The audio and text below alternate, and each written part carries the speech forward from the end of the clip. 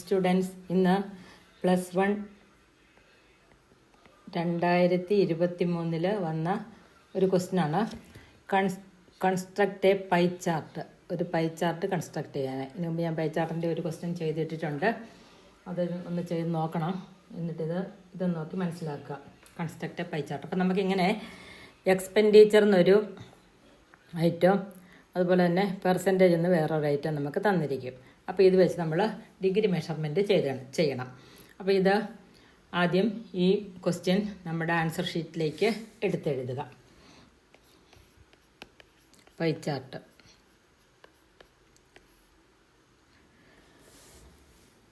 Expenditure first column expenditure, second column percentage,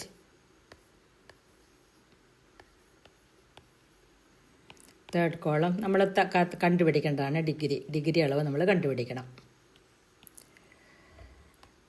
degree measure കണ്ടുപിടിച്ചിട്ട് വേണം ഇത് ചെയ്യാൻ. അപ്പോൾ അത് നമ്മൾ കണ്ടുപിടിക്കേണ്ടതാണ് degree measure.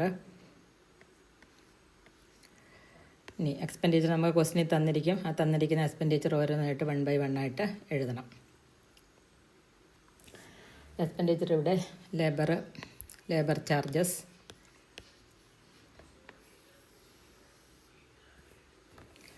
Labour, then wood, iron, BRICS,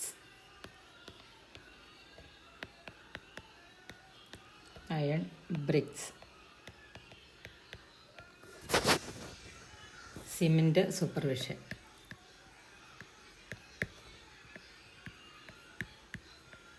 എത്രയാണ് ഐറ്റംസ്.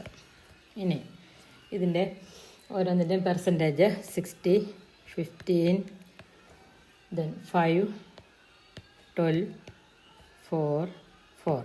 ഇതിൻ്റെ ടോട്ടൽ എപ്പോഴും നമ്മൾ കൂട്ടുമ്പോൾ 100 ആയിരിക്കും. ടോട്ടൽ കൂട്ടിയിടുക. ആൻസർ ഷീറ്റിലേക്ക് ഇങ്ങനെ എടുത്തെഴുതണം. ഇനി പെർസെൻറ്റേജ് കാണാൻ ഇതിന് ഓരോന്നിനെയും 3.6 കൊണ്ട് ഇൻറ്റു ചെയ്യണം. ഏത് കണക്ക് വന്നാലും അങ്ങനെയാണ്. 3.6 കൊണ്ടാണ് ഇൻറ്റു ചെയ്യേണ്ടത്. അപ്പോൾ 216 വരും. ഇനി 15 ഇൻറ്റു 3.6 54. ഇനി അടുത്ത 5 into 3.6, 5 into 3.6 88. Then 12 into 3.6 44. Then 4 into 3.6 is equal to 14. അടുത്തതും 4 തന്നെയാണ്, അതുകൊണ്ട് 14. ഇത് കൂട്ടുമ്പോൾ 360 എപ്പോഴും വരണം. അത് ശ്രദ്ധിക്കണം. ഇനി നമുക്ക് പൈ ചാർട്ട് വരയ്ക്കാം. പൈ ചാർട്ട് വരയ്ക്കാൻ ആദ്യമായിട്ട് ഇങ്ങനെ ഒരു സർക്കിൾ വരയ്ക്കുക. നമുക്കിഷ്ടമുള്ള വലുപ്പത്തിൽ വരയ്ക്കുക ഒരു സർക്കിൾ. ഒരു സർക്കിൾ നമുക്ക് ഇഷ്ടമുള്ള വലുപ്പത്തിൽ ആദ്യമായിട്ട് വരയ്ക്കുക.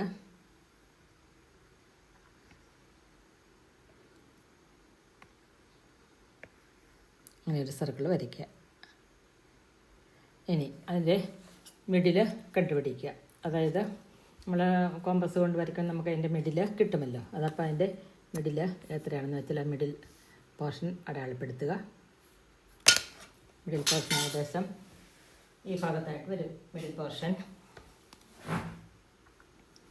അതായത് ഈ ഭാഗത്തായിട്ട് വരും മിഡിൽ പോർഷൻ അടയാളപ്പെടുത്തുക. എന്നിട്ട് ഇവിടെ നിന്ന് നേരെ ഈ മിഡിലിലേക്കൊരു ലൈൻ വരയ്ക്കുക. എന്നിട്ട് അവിടെ പൊട്രാക്ടർ വേണം. പൊട്രാക്ടർ ആ ഭാഗത്ത് പൊട്രാക്ടർ വയ്ക്കുക. ആ മിഡിൽ പോർഷനിൽ ആ ഭാഗത്തായിട്ട് പൊട്രാക്ടർ വയ്ക്കുക. എന്നിട്ട് ആദ്യത്തെ അളവ് 216 ആണ്. ഇതേ ഫസ്റ്റ് അളവ് 216 ആണ്. ആ 216 അളന്നെടുക്കണം. അപ്പോൾ നമ്മുടെ പൊട്രാക്ടർ 180 ആണ് ആദ്യം കിടക്കുന്നത്. അപ്പോൾ 180 വരെ അളന്നെടുത്തിട്ട് ആ 180 അളന്നെടുത്ത സ്ഥലത്ത് വെച്ച് വീണ്ടും 260 അല്ലേ, അപ്പം 18 3 21 18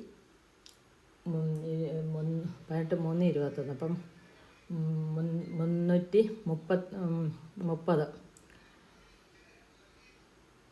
216 അപ്പം 36 അളന്നെടുക്കുക. എന്നിട്ട് അതിൻ്റെ നേരെ അത് വരച്ച് തീർക്കുക. അവിടേക്ക് അത് വരയ്ക്കണം. 36 അളന്നെടുത്തിട്ട് അതിൻ്റെ നേരെ വരയ്ക്കുക. ഇനി അടുത്തത് ആ വരയിലാണ് ഇതിൻ്റെ പ്രൊട്രാക്ടർ വെക്കേണ്ടത്. പിന്നെ അവിടെ നിന്ന് ഇങ്ങോട്ട് ഇളക്കേണ്ടത് 54 ആണ്. അപ്പം 10, 20, 30, 40, 50, 54 പ്രൊട്രാക്ടർ വയ്ക്കുക. എന്നിട്ട് അതവിടെ നിന്ന് ആ പോയിൻറ്റിന് നേരേക്ക് അളന്നെടുക്കുക. വീണ്ടും ആ വരച്ച വരയിൽ വേണം അവിടെ നിന്ന് പിന്നെ അളക്കേണ്ടത്. അത് 18 ആണ്. അപ്പോൾ 10, 15, 15, 3, 18 അവിടെ അടയാളപ്പെടുത്തുക. എന്നിട്ട് അവിടേക്ക് അത് ചേർത്ത് വരയ്ക്കുക 18. വീണ്ടും അവിടെ ആ വരച്ച് തീർത്ത വരയിൽ പ്രൊട്രാക്ടർ വെക്കുക. 45ൻ്റെ തൊട്ട് താഴെയായിട്ട് വരയ്ക്കുക. എന്നിട്ട് അവിടേക്ക് ആ വര യോജിപ്പിക്കുന്ന രീതിയിൽ പ്രൊട്രാക്ടർ വെച്ച് വരയ്ക്കുക.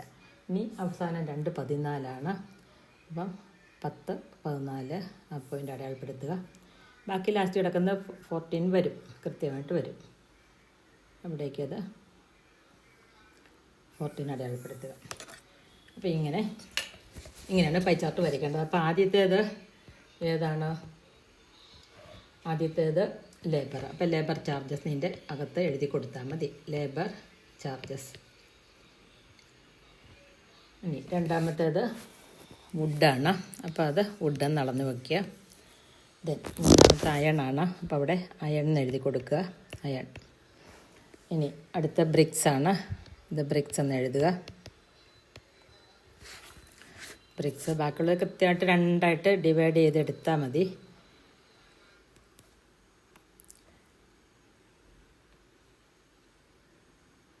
കൃത്യം വരും അത്. അപ്പോൾ കാരണം 14 വീതമാണ് കൃത്യം വരേണ്ടത്. അപ്പോൾ ട്രാക്ടർ വെച്ച് തന്നെ വളർന്നെടുക്കുക. ഇനി അടുത്ത ലാസ്റ്റ് സിമെൻറ്റ് സൂപ്പർവിഷൻ. സമയമില്ലെങ്കിൽ ഇങ്ങനെ എഴുതിയിട്ടാൽ മതിയാവും. സമയമുണ്ടെങ്കിൽ അതിന് എന്തെങ്കിലും ഒരു ഷെയ്ഡ് കൊടുത്തിട്ട് ആ ഷെയ്ഡിൻ്റെ ഒരു ഇൻഡിക്കേറ്ററും കൂടി കൊടുക്കണം. അപ്പോൾ ഇത്രയും ചെയ്ത് വെച്ചാൽ 3 മാർക്കാണ് ഈ പൈ ഡയഗ്രാം വരയ്ക്കാനായിട്ടുള്ളത്. അപ്പം ഇത്രയും ചെയ്ത് വെച്ചാൽ പൈ ചാർട്ട് വരച്ചാൽ 3 മാർക്ക് ഫുള്ളായിട്ട് സ്കോർ ചെയ്യാനായിട്ട് പറ്റും. അപ്പോൾ ഇത് ചെയ്ത് പഠിക്കുക. ക്വസ്റ്റ്യനായിട്ട് അടുത്ത ദിവസം തന്നെ വരാം. Thank you.